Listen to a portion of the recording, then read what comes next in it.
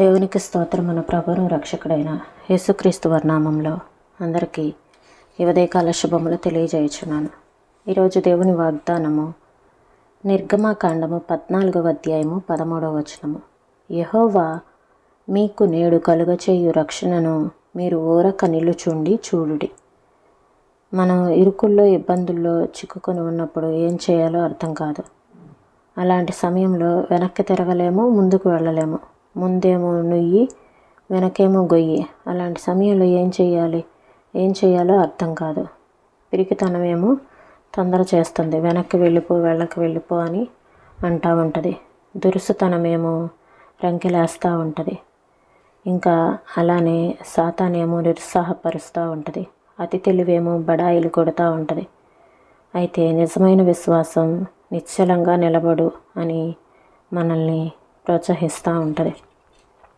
వీటన్నిటిలో మనము దేవుని ఆత్మకు అప్పగించుకొని దేవుడు కలుగజేసే రక్షణను మనం ఊరక నిలుచుండి చూడవలసిన వారమై ఉన్నాం.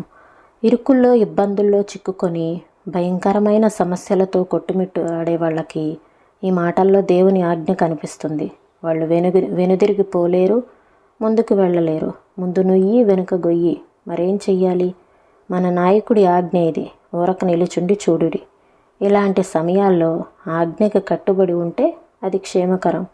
ఎందుకంటే తప్పుదారి పట్టించే వాళ్ళు చాలామంది దొంగ సలహాలతో వస్తారు. ఇంకేముంది, అంతా అయిపోయింది, ఇక చావే శరణ్యం. నిస్పృహ నీ చెవులో నిట్టూరుస్తుంది. అయితే దేవుడు మాత్రం మన ధైర్యాన్ని నిలుపుకోమంటాడు. కాలం ఎంత ఎదురు తిరిగినా ఆయన విశ్వాస్యతను, ప్రేమను తలుచుకొని ఉత్సహించటమే మన విధి. పిరికితనం తొందర చేస్తుంది. వెనక్కి వెళ్ళిపో, అందరూ చేస్తున్నట్టే చెయ్యి, లోకంతో వెళ్ళు. ఇక క్రైస్తవుడిగా ప్రవర్తించటం అసాధ్యం.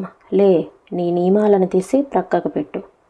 నువ్వు నిజంగా దేవుని బిడ్డవైతే సాతాను ఇలా ఎంత నిరుత్సాహపరిచినా దాన్ని అనుసరించలేవు.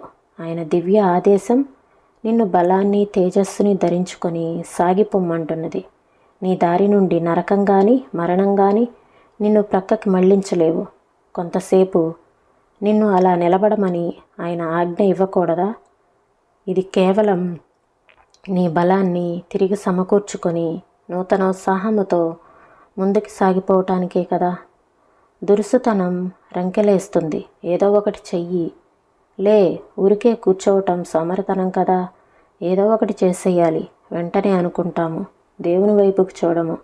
ఆయన ఏదో ఒకటి చేసేవాడు కాదు, సంపూర్తిగా నెరవేర్చేవాడు. అతి తెలివి బడాయిలు కొడుతుంది. నీ ఎదుట సముద్రం ఉందా? నేరుగా దానిలోకి నడిచి వెళ్ళిపో, ఏదో ఒక అద్భుతం జరుగుతుంది. అయితే విశ్వాసం ఈ మాటలేమీ వినదు. పిరికితనాన్ని, దురుసుతనాన్ని, అతి తెలివినిచ్చే సలహాలని పెడచెవిన పెడుతుంది. దేవుడు అన్నాడు, నిశ్చలంగా నిలబడి ఉండు. కదలని బండరాయిలా నిలబెడుతుంది విశ్వాసం.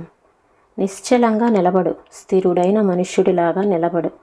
ముందుకు దూకటానికి సన్నద్ధుడివై రాబోయే ఆజ్ఞలకి సిద్ధపాటుతో, ఓపికతో, ఉల్లాసంతో ఆజ్ఞాపించే ఆ స్వరానికి కట్టుబడి ఉండు. ఇశ్రాయేలీలకి మోషే ముందుకు వెళ్ళండి అని చెప్పినంత స్పష్టంగా త్వరలోనే దేవుడు నీకు ఆజ్ఞాపిస్తాడు. చిందరవందరైన నీ మార్గాల గురించి చికాకులెందుకు? నిశ్చలంగా నిలబడు. ఆలస్యాలు, పరుగులు కనిపించేదాన్ని బట్టి కాదు, కొరత లేని విశ్వాసంతో సాగు. కొంతకాలం ఓపిక పట్టు. దేవుని వదనంలో చిరునవ్వు శోభిస్తుంది. అర్థం కానిదంతా మబ్బులా విడిపోతుంది. ఏం చెయ్యాలో అర్థం కాని వేళల్లో ఊరికే ఉండి కనిపెట్టండి. సందేహాలు ఏమన్నా ఉంటే వేచి ఉండండి. తొందరపడి ఏదో చేసేయకండి. నీ మనస్సులో నిన్ను ఆపుతున్న శక్తి ఉన్నట్టు అనిపిస్తే దానికి వ్యతిరేకంగా చేయవద్దు. అదంతా తీరిపోయేదాకా ఆగండి. ఈ మాటలను ప్రభువు మన వినికిల్లో దీవించునుగాక. ప్రార్థన చేసుకుందామండి.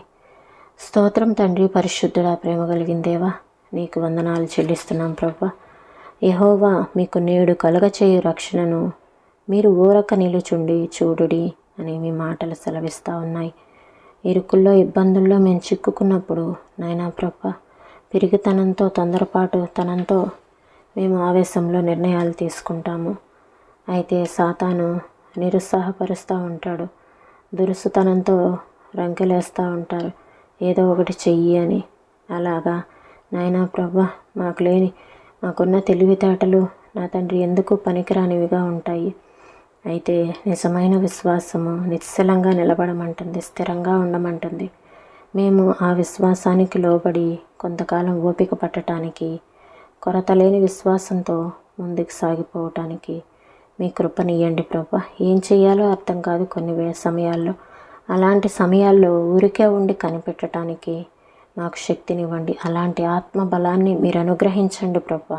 సహాయం చేయమని అడుగుచున్నాను ప్రభా.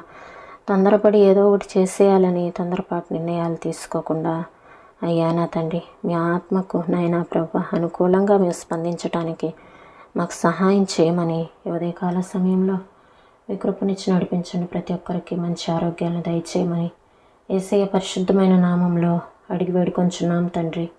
ఆమేన్.